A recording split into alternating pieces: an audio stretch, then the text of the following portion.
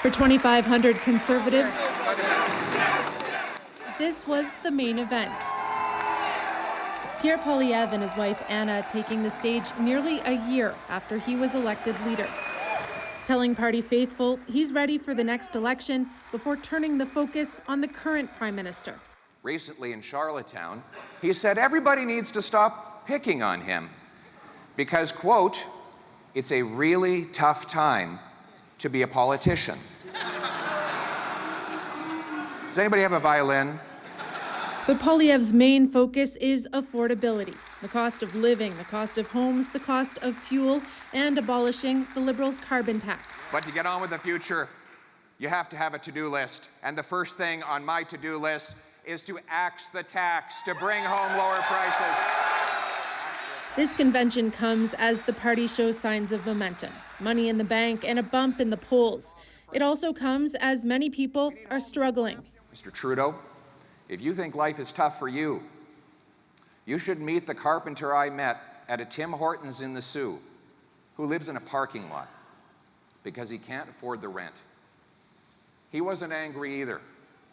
But I was angry for him because an economy where the people who build our homes cannot afford to live in them is fundamentally unjust and wrong.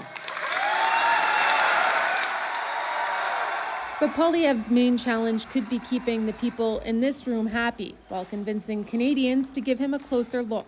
I don't think he has to really pivot or, moderate his message. I think he just needs to make sure everyone's hearing his message, make sure that it has the really broad appeal, and that he's talking with the kind of words and the kind of language that's going to resonate with real people. The speech appears to have been a hit with this crowd. This lineup of people, they're all waiting to get their picture taken with the leader.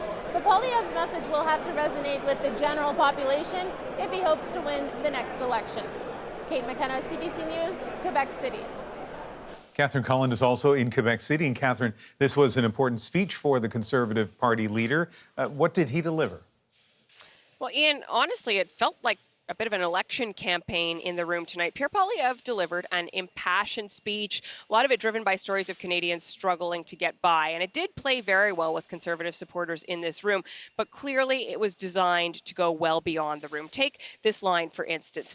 An economy where people who build our homes can't afford to live in them is fundamentally unjust and wrong. That's something that you might expect to hear, say, from the NDP, and it's something that might have an emotional pull for pretty much anyone. But part of the question, the unanswered question hanging over all of this, the prescriptions that Poilievre is setting forth, things like curbing government spending, strong-arming cities into building more houses. Can he really do what he says he wants to do? Can he deliver on those pitches, and are they the right solutions? This, of course, is a policy convention. What's happening on that front? Yes, I mean, Poilievre likes to talk about the economy, but the grassroots have brought some policy proposals in here. One of them, potentially controversial, would ban anyone under the age of 18 from receiving life-altering medicinal or surgical interventions to change their gender. That was popular in the breakout rooms today. It's going to be on the main floor tomorrow, Ian. It could become party policy, meaning hot-button social issues, they are not gone for the Conservative Party of Canada. Catherine Cullen had the convention in Quebec City.